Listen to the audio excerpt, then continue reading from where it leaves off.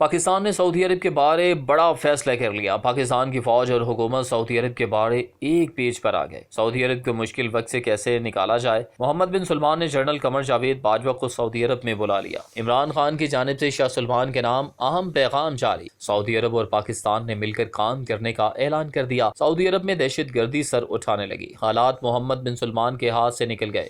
خبر تیز چینل کی ویڈیوز دیکھنے کے لیے چینل کو سبسکرائب کر لیجئے اور بیل کے آئیکن پر کلک کیجئے تاکہ آپ ہماری تمام آنے والی ویڈیو سے باخبر رہ سکیں۔ ویڈیو میں آپ کو بتائیں گے کہ کیوں محمد بن سلمان نے جنرل قمر جاوید باجوہ کو سعودی عرب بلایا اور عمران خان نے شاہ سلمان کو کون سا اہم پیغام دیا ہے۔ ناظرین اکرام، سعودی عرب نے مشکل کے وقت میں پاکستان سے مدد لینے کا اعلان کر دیا۔ عمران خان نے پاک فوج کو بڑا حکم جاری کر دیا۔ سعودی عرب اور پاکستان نے اب تک کا سب سے بڑا فیصلہ کر لیا۔ شاہ سلمان نے مشکل سے نکلنے کے لیے عمران خان سے امیدیں لگا لی۔ پاکستان سعودی عرب کی مدد کرنے کو تیار۔ شاہ سلمان اور عمران خان کے درمیان رابطہ۔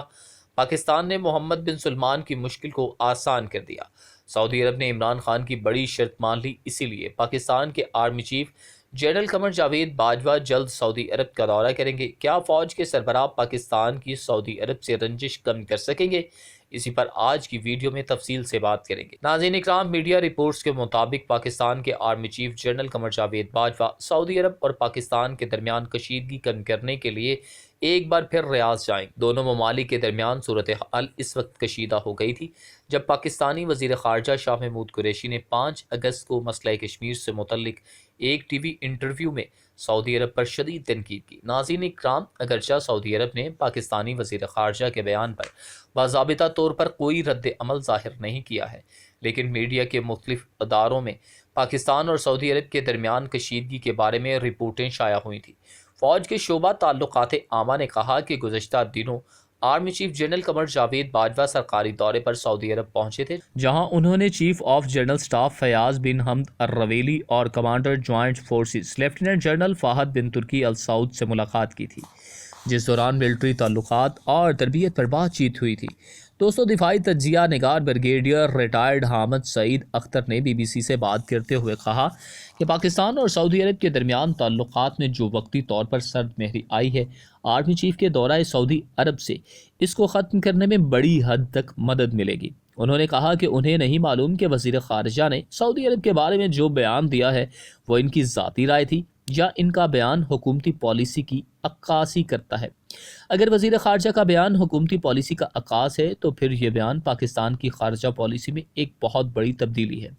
ناظرین اکرام، بریگیڈیئر ریٹائرڈ حامد سعید اختر کا کہنا ہے کہ اگر وزیر خارجہ نے اپنے طور پر غیر سفارتی زبان استعمال کی ہے تو انہیں اس پر معذرت کرنی چاہیے۔ انہوں نے کہا کہ سعودی عرب انڈیا میں 90 ارب ڈالر کی سرمایہ کاری کر رہا ہے، جبکہ وہاں پر برسر اقتدار جماعت بھارتیہ جنتا پارٹی وہاں کے مسلمانوں کے ساتھ غیر انسانی سلوک کر رہی ہے، جو کہ پاکستان اور دوسرے مسلم ممالک کے لیے لمحہ فکریہ ہے۔ ناظرین اکرام، پاکستان اور سعودی عرب کے درمیان دیرینہ تعلقات ہیں، تاہم یہ ممکن نہیں کہ دونوں ممالک ایک دوسرے کی پالیسیز کو تسلیم کریں۔ پاکستان نے سعودی حکومت کی اس درخواست کو تسلیم نہیں کیا تھا، جس میں کہا گیا تھا کہ پاکستان یمن میں اپنے فوجی دستے بھیجے۔ بریگیڈیئر ریٹائرڈ حامد سعید کا کہنا تھا کہ پاکستان کی مسلح افواج کے دستے سعودی عرب میں تعینات ہیں۔ انہوں نے کہا کہ سعودی حکام کو بھی معلوم ہے کہ اگر پاکستان نے وہاں سے اپنے فوجی دستے واپس بلا لیے تو ان کے لیے بھی یہ معاملہ قابل تشویش ہو سکتا ہے۔ ناظرین اکرام، یہاں پر یہ سوال بھی پیدا ہوتا ہے کہ کیا سعودی عرب غصے میں پاکستان کی مالی امداد بند کر دے گا؟ اس سے متعلق آپ کو بتاتے ہیں۔ سعودی عرب پاکستان کی سب سے زیادہ قرض اور مالی مدد دینے والا ملک شائع۔ پاکستان کی وزارت اطلاعات و نشریات نے اس پورے معاملے کی شدت کو کم کرنے کی کوشش کی۔ پاکستانی وزیر اطلاعات نے 11 اگست کو ایک پریس بریفنگ میں کہا تھا کہ سعودی عرب مشکل وقت میں ہمیشہ پاکستان کے ساتھ کھڑا ہے اور ہم اس کے شکر گزار ہیں۔ تو ناظرین اکرام، ایسی صورتحال میں ملک کے فوجی سربراہ قمر جاوید باجوہ کا یہ دورہ تاریخی طور پر پاکستان اور سعودی عرب کے تعلقات میں تناؤ کو کم کرنے کی کوشش کرے گا۔ اگرچہ سعودی عرب نے پاکستانی وزیر خارجہ کے بیان پر باضابطہ طور پر کوئی رد عمل ظاہر نہیں کیا ہے، لیکن مقامی میڈیا کی اطلاعات کے مطابق سعودی عرب پاکستان کو مالی امداد روکنے کے بارے میں سوچ رہا ہے۔ ناظرین اکرام، پاکستان کی افواج کو یمن بھیجنے کے سعودی مطالبے پر پاکستان کی قومی اسمبلی نے ایک قرارداد کے ذریعے عدم مداخلت کی پالیسی اپنانے کی رائے کا اظہار کیا تھا۔ شام میں پاکستان کے قریبی اتحادی ملک ترکی، سعودی عرب، ایران کے علاوہ امریکہ اور روس بھی آمنے سامنے ہیں اور اس دلدل میں مزید دھنستے چلے جا رہے ہیں۔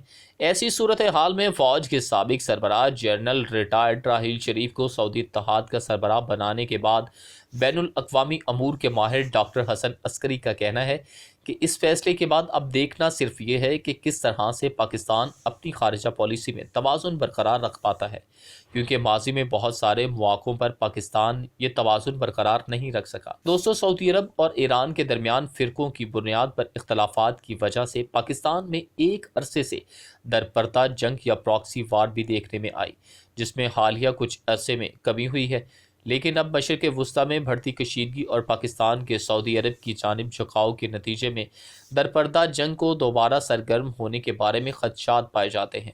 اس پر ڈاکٹر مہدی حسن کا کہنا ہے کہ پراکسی وار پہلے سے جاری ہے، جس کی مثال قرم ایجنسی میں حالیہ عرصے میں ہونے والے شدت پسندی کے واقعات ہیں۔ انہوں نے کہا کہ اس میں تشویش کی بات یہ بھی ہے کہ پاکستان میں سوسائٹی پہلے ہی منقسم ہے اور ایسے معاشرے کا حوصلہ بلند نہیں ہوتا، اور اس طرح کی صورتحال میں ایک کمزور سوسائٹی بن جاتی ہے۔ اب یہ چیلنج ہے کہ کس طرح سے اپنی خود مختار پالیسی کو برقرار رکھا جاتا ہے، کیونکہ ایک تو سعودی عرب ہماری مالی مدد کرتا ہے اور دوسرا یہ کہ سابق وزیر اعظم نواز شریف کے سعودی شاہی خاندان کے ساتھ قریبی تعلقات ہیں۔ پاکستان کے ریٹائرڈ اور حاضر سروس فوجی اہلکاروں کی ماضی میں اور اس وقت سعودی عرب میں موجودگی کے بارے میں بات کرتے ہوئے ڈاکٹر حسن عسکری نے کہا کہ اس سے پہلے پاکستان کا کردار سعودی عرب کی سرحدوں کے اندر رہا ہے۔ ناظرین اکرام، پاکستان کے متعلق سعودی عرب کے رویہ میں آنے والی اس تبدیلی کے بارے میں JNU میں centre for south Asian studies کے پروفیسر سنجے کہتے ہیں کہ اسے عالمی سطح پر رونما ہونے والی تبدیلیوں کے طور پر دیکھا جانا چاہیے۔ یہ ایشیائی ممالک کے مابین بدلتے توازن کی وجہ سے ہے۔ امریکہ اور چین ایشیائی ممالک میں اپنا توازن قائم کر رہے ہیں۔ سعودی عرب روایتی طور پر امریکہ کا اتحادی رہا ہے اور اسلامی دنیا میں سعودی عرب کا تسلط رہا ہے۔ اب جبکہ امریکہ اور چین کے مابین سرد جنگ کی ایک نئی صورتحال پیدا ہوئی ہے، چین ایشیائی ممالک میں دخل اندازی کرنے کی کوشش کر رہا ہے اور اس کے لیے نیا توازن قائم کرنے کی کوشش کر رہا ہے۔ انہوں نے مزید کہا کہ ایران کے ساتھ چین ایک بڑا معاہدہ کرنے جا رہا ہے۔ وہ پاکستان گوادر پورٹ اور چین پاکستان اقتصادی راہداری میں بھی بڑی سرمایہ کاری کر رہا ہے۔ اس طرح سے پاکستان اور ایران دونوں چین کے قریب تر آ رہے ہیں، خواہ وہ سرمایہ کاری کے بارے میں ہو یا جغرافیائی سیاسی تعلقات کے بارے میں۔